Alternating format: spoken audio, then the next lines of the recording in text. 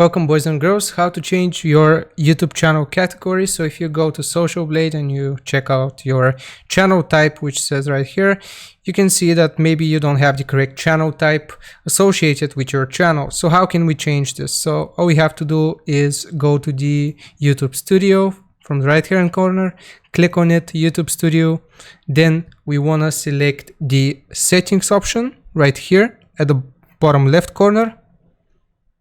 Then we want to go to upload defaults.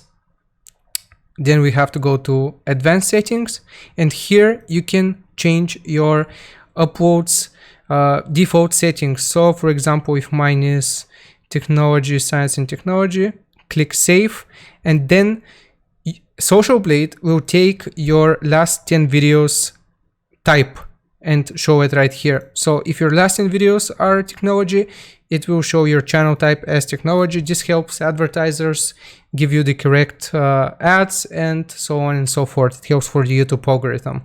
Thank you for watching. If it helped you out, make sure you like and sub, and I'll see you boys and girls next time. Bye.